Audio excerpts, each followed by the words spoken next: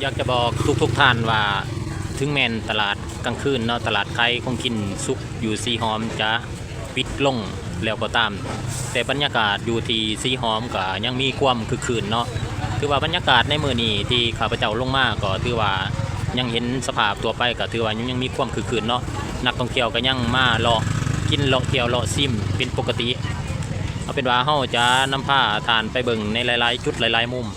คือว่าเขตสีหอมหรือว่าย่านสีหอมก็ถือว่าเป็นเขตที่ว่า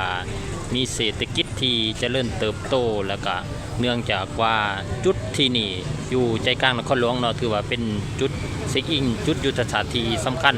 ซึ่งมีผู้คนอาศัยอยู่จำนวนหลายเนาะในนั้นก็นักท่องเที่ยวก็ถือว่าให้ความสนใจเนาะเนื่องจากว่าเขตดังกล่าวสถานที่ดังกล่าวก็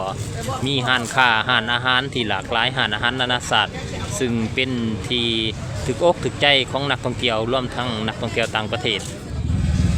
ถือว่าบรรยากาศในมื้อนี้ก็ถือว่ามีความคึกคืนเนาะก็ยังมีความคึกคืนเฮ็ดให้สีหอมบ่ได้เงียบเหงาเนาะสีหอมก็ยังมีความคึกคืนยังมีบรรยากาศที่มีชีวิตชีวาเหมือนเก่าเหมือนเดิมถึงแม้นว่าตลาดขายของกินสุกจะบ่มีแล้วก็ตามแต่ก็ยังมีร้านค้าย่อยๆที่ว่าขายตามขอบทางเนาะก็ถือว่ายังคงอยู่ไว้บริการให้กับลูกค้าและก็นักท่องเที่ยวที่ว่าเดินทางมาเที่ยวอยู่สีหอมแห่งนี้แต่นี่ก็ถือว่าเป็นบรรยากาศล่าสุดของมื้อนี้เนาะที่ว่าเฮาทั้งทีมงานเฮาลงมาเพื่อเก็บกำภาพแล้วก็อัปเดตเบิ่งสถานการณ์อัปเดตเบิ่งสภาพการเนาะว่าภายหลังการปิดโตของตลาดขายของกินสุกอยู่ที่สีหอมแล้วนักท่องเที่ยวจะยังได้รับความสนใจยังให้ความสนใจเนาะกับสถานที่นี้ก็เนื่องจากว่ามีหลายสิ่งหลายอย่างที่น่าลองที่น่าค้นหาเนาะเพราะว่าเป็นสถานที่เช็คอินสถานที่ท่องเที่ยวที่น่าสำคัญอีกแห่งหนึ่งอยู่ในนครหลวงเวียงจันทน์นักท่องเที่ยวส่วนใหญ่ก็จะเป็นวัยรุ่นเนาะ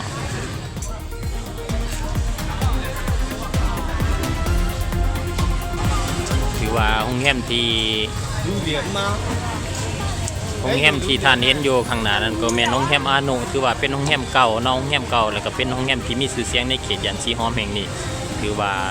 ในห้องแฮมก็มีทั้งคาราโอเกะเนาะหรือว่าทั้งด้านหน้าห้องแฮมเขาก็จะเห็นว่ามีการขายอาหารเนาะส่วนหลายก็เป็นอาหารแบบประเภทซีฟู้ดอาหารขนมต่างๆแล้วก็เครื่องดื่มเป็นประเภทค็อกเทลเนาะที่ว่าถนนเส้นนี้ก็ยังได้รับความสนใจจากนักท่องเที่ยวผู้ที่ว่าสอบเลาะสอบเที่ยวสอบซิมเนาะก็ถือว่า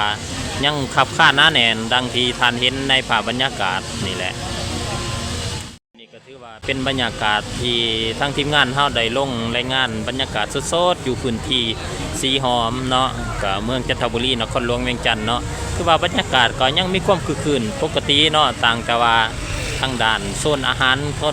ก็เพิ่นก็มีการยุกย้ายไปในสถานที่อื่นเนื่องจากว่าจุดที่ว่าเป็นตลาดขายอาหารขายแนวอยู่แนวกินนั่นเพิ่นมีแผนพัฒนาเนาะเพิ่นมีแผนพัฒนาเพื่อจะสร้างเป็นที่พักอาศัยที่มีความทันสมัยห้องรับแขกคนแห่งห้องรับนักท่องเที่ยวเนาะเพราะว่าเขตสีหอมก็ถือว่าเป็นเขตที่ว่ามีนักท่องเที่ยวให้ความนิยมทดสอบมาพักอยู่อาศัยหรือว่ามาพักเช่าเป็นจำนวนหลายตัวนี้ปัญหาดังกล่าวก็ถือว่าเป็นการสร้างเงินไขเพื่อสร้างที่พักอาศัยให้กับนักท่องเที่ยวห้องหับนักท่องเที่ยวนับมือนับหลายขึ้นเนาะเนื่องจากว่านครหลวงเวียงจันทน์การท่องเที่ยวก็ถือว่ามีความคึกคืนเนาะในปี 2026 นี้เดี๋ยวก็จะพาท่านย่างเลาะเบิ่งเลาะส้มเนาะเบิ่งบรรยากาศ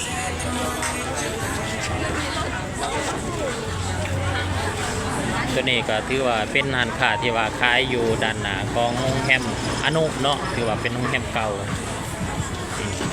ส่วนหลายก็เป็นประเภทเครื่องดื่มแบบเบาๆเนาะเป็นค็อกเทลเป็นน้ำมังไม้ปั่นน้ำมังไม้สดถือว่าลูกค้าก็ยังคับข้านหน้าแน่นแล้วก็ยังให้ความสนใจแล้วก็ไว้วางใจต่อรสชาติของอาหารที่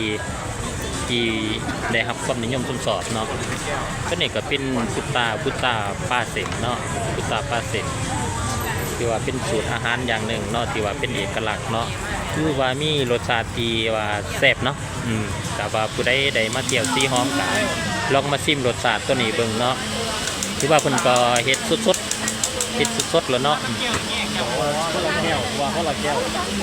เพิ่นเฮ็ดสดๆให้ลูกค้าโลดเนาะยืนสดๆข้างๆกันนี่ก็เป็นน้ำมังไหม้สดเนาะถือว่าอาหารสุสดาน้ำมังไหม้เกียงสดเนาะคั่นสดๆนั่นล่ะ 30,000เกี่ยวละ3 ก็น้ำมังไหม้สด เกี่ยวละ30,000กีบหรือเกี่ยวละ30,000แล้วกูใจเอาคุยผมใช่ไม่ใจ เขาก็จะมาโซนด้านนี้เนาะโซนด้านนี้ก็ถือว่าเป็นโซนขายทุเรียนเนาะเป็นทุเรียนเนาะถือว่ามีตลอดเนาะทุเรียนก็เพิ่นก็เวลาทุเรียนจะหมดเพิ่นก็นำเข้ามาเรื่อยๆเนาะถือว่าราคาก็โอเคนะราคาเริ่มต้นอยู่ที่19,000ถือว่าก็มีหลายขนาดหลายรสชาติหลายรุ่นเนาะ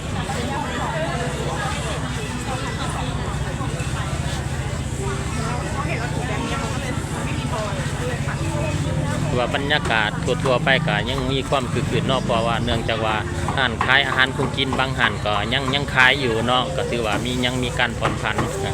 อันนี้ก็อาหารเป็นมังไหม้สดเป็นอาหารมังไหม้สดตัวนี้ก็เป็นอาหารขายหมูปิ้นของพ่อค้าน้อยเนาะถือว่าเป็นอาหารซื้อดังในตำนานนะว่าเพิ่นก็ได้ขายดีเป็นพิเศษนะว่าเป็นก็ยังขายอยู่นอกจุดเก่าเป็น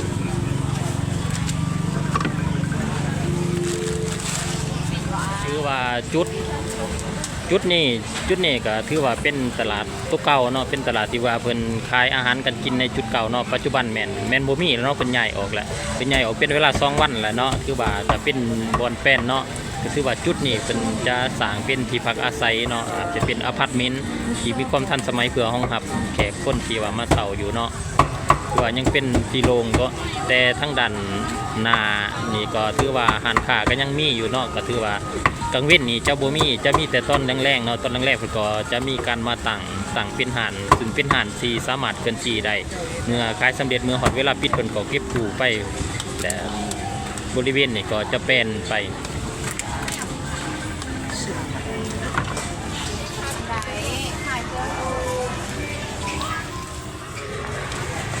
คือว่าห้านค้าหลายห้านก็ยังขายเป็นปกติเนาะก็คือว่าเป็นการขายในจุดที่ว่า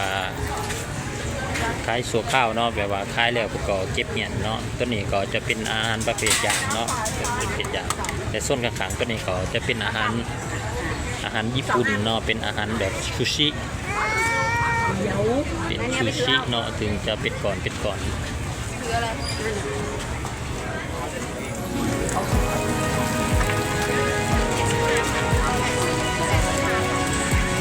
ัวนี้ก็เป็นอาหารหมูปิ้ง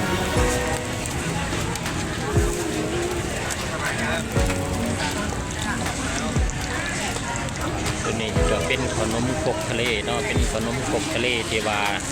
มีผสมประสานใส่ปูอัดใส่หนวดปลาหมึกเนาะมีหอยมีปลาหมึก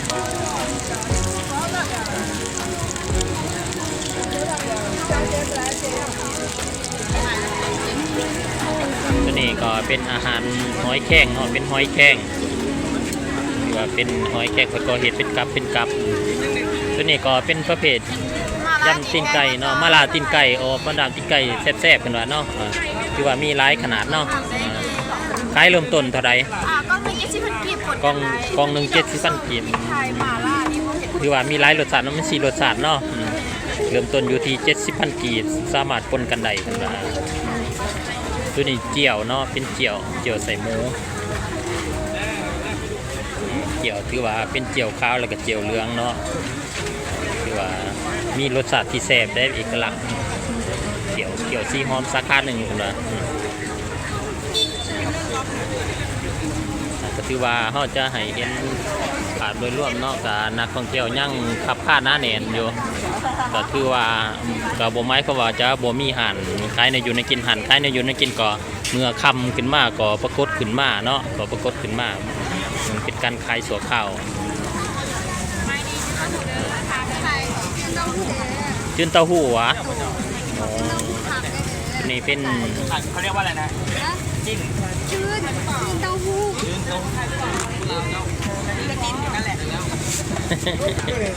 คนลาวคนมาไอ้เอา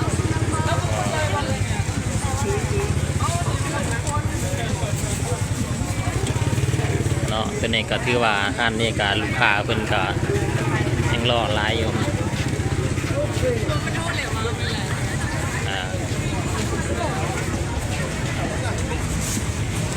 ถือว่าเขาก็จะให้เห็นบรรยากาศรวมๆเนาะก็ถือว่ายังคือคืนอยู่ผู้คนหรือว่านักท่องเที่ยวก็ยังนิยมกันมาเที่ยวเนาะมาเยี่ยมยามแล้วตัวนี้ก็เป็นอาหารลงไม้ปันสดที่ราคาเริ่มต้นอยู่ที่35,000ตัวนี้ก็เป็นประเภทอาหารญี่ปุ่นเนาะอาหารทะเลถือว่าอาหารนี่ก็ยังมีแขกคนเต็มเนาะถือว่าได้รับความนิยมสนใจจากลูกค้าเป็นส่วนใหญ่เนาะเนื่องจากว่าเพิ่นมีสูตรของเพิ่นก็คืออย่างหอยเนาะหอยเชลล์แล้วก็หอย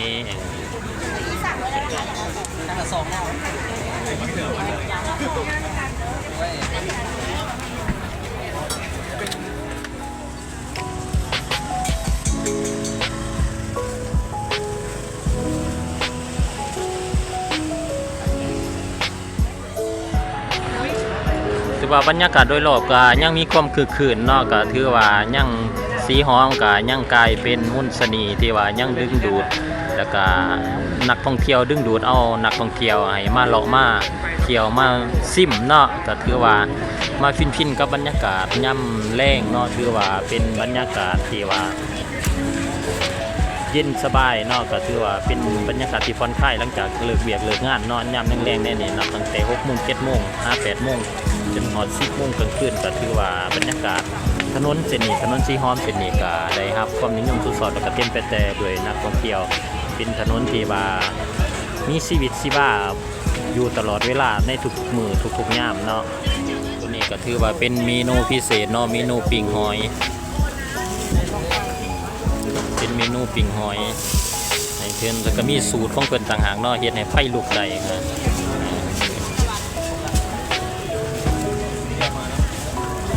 ถือว่าอาหารของเพิ่นก็ได้รับความนิยมชมชอบจากนักท่องเที่ยวเนาะบ่ว่าจะเป็นนักท่องเที่ยวภายในและต่างประเทศก็นิยมชมชอบเนาะเนื่องจากว่ามีลีลาในการปรุงแต่งหรือว่ามีรสชาติในการเฮ็ดเนาะคือว่ารสชาติที่ว่าเป็นเอกลักษณ์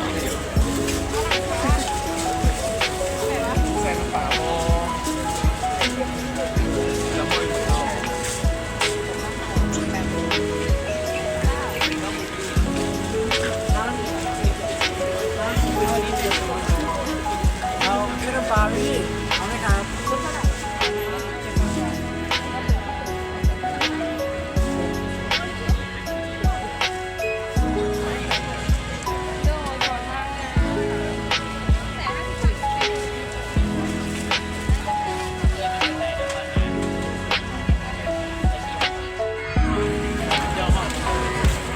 ว่าถ้าเวลาเฮามาท่องเที่ยวหรือว่ามาเลาะเนาะถ้าว่าเฮา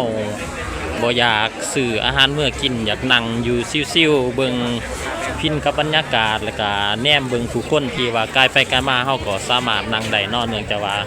ทางสีหอมแห่งนี้ก็มีบอนให้นั่งมีบอนชิวๆเนาะดื่มเครื่องดื่มที่ว่าสดชื่นเป็นเครื่องดื่มหลากหลายประเภท